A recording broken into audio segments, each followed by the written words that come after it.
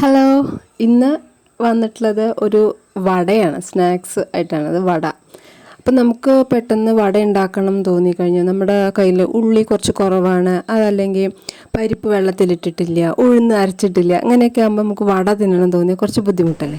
അപ്പോൾ നമ്മൾ എന്താ ചെയ്യുക, നമ്മുടെ ചുറ്റുവട്ടത്ത് നോക്കുമ്പോൾ നമുക്ക് എന്താണോ കിട്ടുന്നത് അത് വെച്ചുണ്ടാക്കും. അങ്ങനെ ഒരു സാധനം എനിക്ക് കിട്ടി, അതാണ് പപ്പായ. ആ ഓമക്കായ വെച്ചിട്ടൊരു വട ഉണ്ടാക്കി നോക്കി. അപ്പോൾ അതെങ്ങനെയാണെന്ന് നോക്കാം. അപ്പോൾ അതിന് വേണ്ടിയിട്ട് ഞാൻ ആദ്യം ഈ ഓമക്കായ ഒന്ന് ഗ്രേറ്റ് ചെയ്തെടുത്തിട്ടുണ്ട്. അപ്പോൾ ചെറുതായി കിട്ടിയാലല്ലേ നമുക്ക് വടയൊക്കെ ഉണ്ടാക്കാൻ പറ്റുള്ളൂ. അരക്കണ്ട, ഗ്രേറ്റ് ചെയ്തെടുത്താൽ മതി.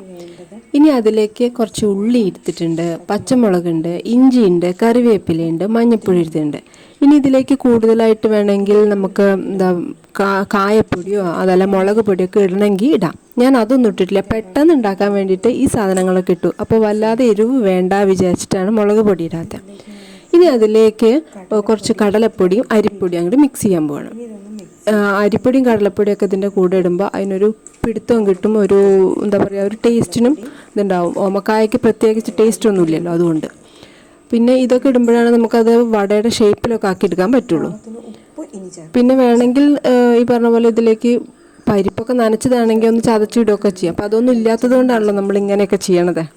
ഇനി അതിലേക്ക് പാകത്തിന് ഉപ്പും കുറച്ച് വെളിച്ചെണ്ണ എടുത്തിട്ട് ഞാൻ നന്നായിട്ട് കുഴച്ചെടുത്തിട്ടുണ്ട്. ഇനി അതിനെ ഞാനിങ്ങനെ ബോൾസ് ആക്കി വെച്ചു. ഇതെന്തിനാണ് ചെയ്തതെന്നുണ്ടെങ്കിൽ ഓമക്കായ അങ്ങനെ വെച്ച വെള്ളം ഇറങ്ങി വരും, നന്നായിട്ട് വെള്ളം ഇറങ്ങി വരും. അപ്പം നമുക്കിങ്ങനെ കുഴച്ച് പരത്തി എടുക്കണമെങ്കിൽ ബുദ്ധിമുട്ടാണ്.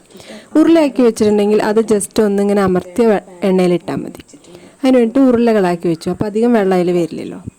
പിന്നെ പാൻ അടുപ്പത്ത് വെച്ച് എണ്ണ ഒഴിച്ച് വെച്ചിട്ടുണ്ട്, അത് ചൂടായിക്കൊണ്ടിരിക്കുകയാണ്. ഈ ചൂടാകുമ്പോൾ നമ്മൾ അതിലേക്ക് ഈ വട അങ്ങോട്ട് പരത്തിയിട്ടു. ഒന്ന് അമർത്തിയിട്ടാൽ മതി, ബോൾസ് ആണല്ലോ. ബോൾസ് നമ്മുടെ കയ്യിൽ വെച്ച് പരത്തി ഒന്ന് അങ്ങോട്ട് ഇടുന്ന ബുദ്ധിമുട്ടില്ലല്ലോ. അപ്പോൾ അങ്ങനെ ഒന്ന് അങ്ങോട്ട് ഇട്ടു. ഇനി നമുക്കിതിനെ തിരിച്ചും മറിച്ചും തിരിച്ചു വിട്ട് ബ്രൗൺ കളർ ആവണ വരെ ഒന്ന് മാറ്റിയിരിക്കണം. ബ്രൗൺ കളറായി കഴിഞ്ഞാൽ നമുക്കത് വാങ്ങിയെടുക്കാം. അത്രയേ ഉള്ളൂ, സിമ്പിളായിട്ട് ചെയ്യാം.